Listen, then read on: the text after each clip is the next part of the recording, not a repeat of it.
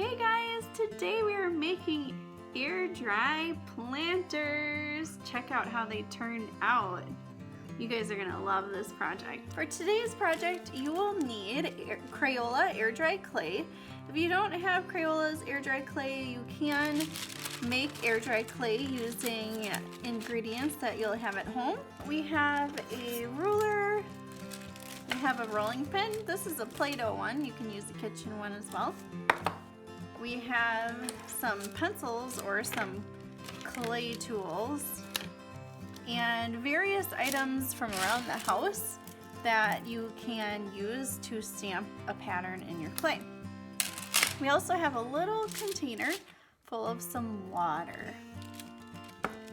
All right, and how we will start is we're going to knead our clay. We have this just on some parchment paper to make sure that it doesn't stick to our table. And we're gonna push it down in every direction to get it softer and easier to work with. And it's pretty hard to work with at first, so little ones might need some help from their parents. Now we're going to take our ruler and we are going to see on the end how tall about 1/4 of an inch is so that we can consistently roll our clay to be that thin. We don't want to go thinner than that, so we're going to take turns with this cool little roller we have. Help me.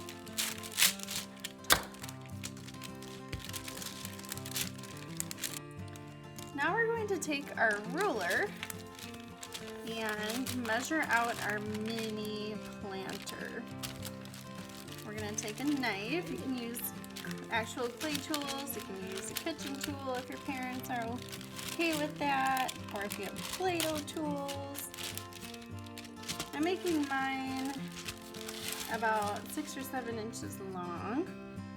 I'm just cutting it to have a straight edge, and we're going to make a straight edge on the ends, or not. You can leave them rough.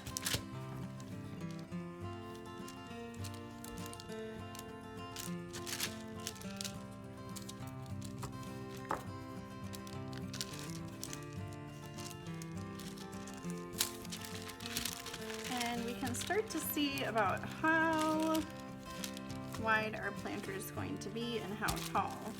So if you want it to be shorter than that, mine's pretty tall, then you can just lay it back out and make it shorter.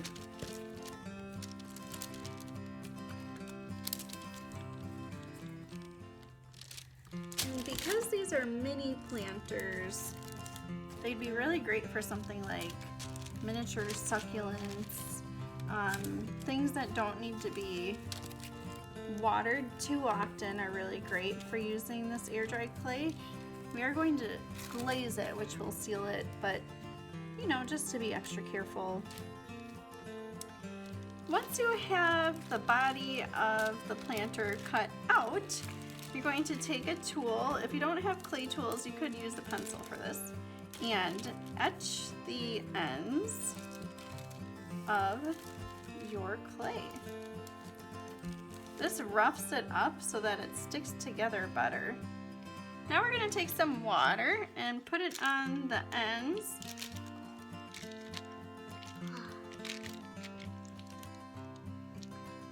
And we're going to join the ends together.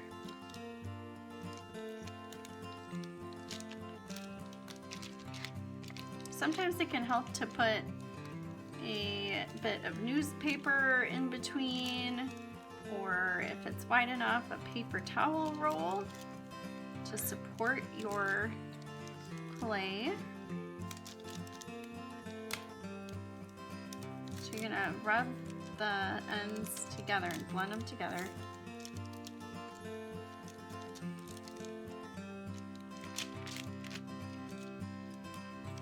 And do that on the inside too.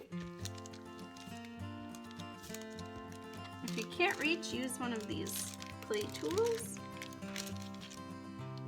And you're just spreading the clay over the ends to join the ends together.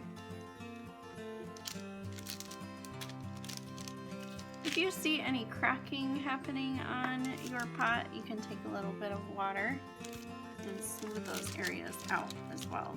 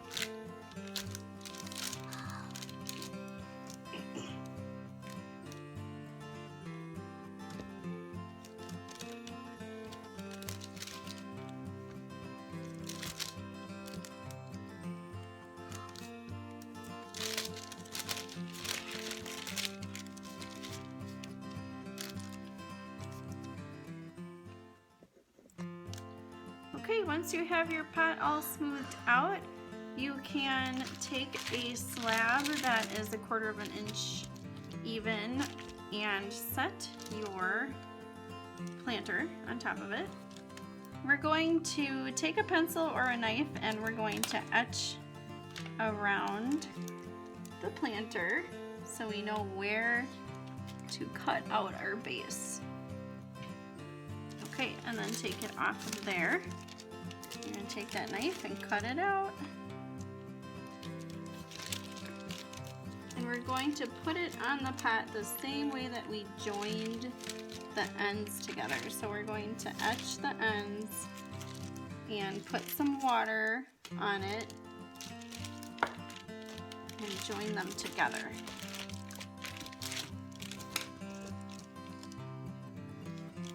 So if you decide as kind of an afterthought that you want to do a pattern, you can put your hands in the pot very carefully to support it and then press into it gently to create a pattern.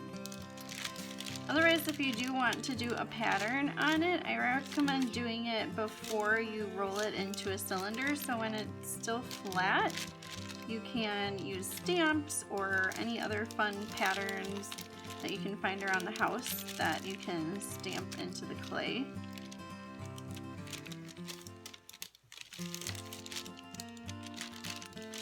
If you decide that you want to etch into it, now is a good time to do it. When it is in a cylinder, you can look at it while it's upright and create some different designs in it.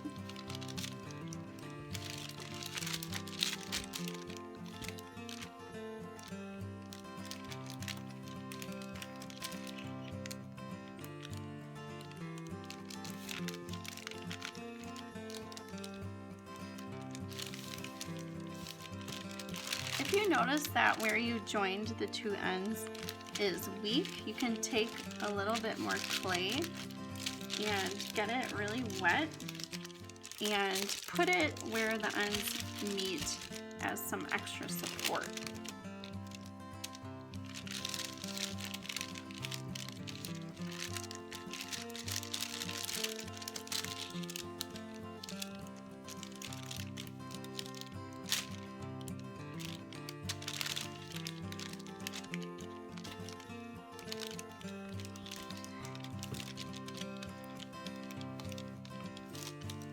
When you're joining the bottom to the body of the planter, you'll want to keep a finger inside the pot and then take a little bit of water and join it together like this, and do that on the inside as well. If you can't reach it, use some clay tools to get inside of the pot. If you feel that you're a little more advanced with clay, you can get decorative with the top of it too. I just took one of these clay tools and then pressed gently into it while supporting the edges, and it looks like that. All right, should we show them how ours turned out? Yeah. Okay. This is Pookie's, my 5-year-old's. Turned out great. Nice job.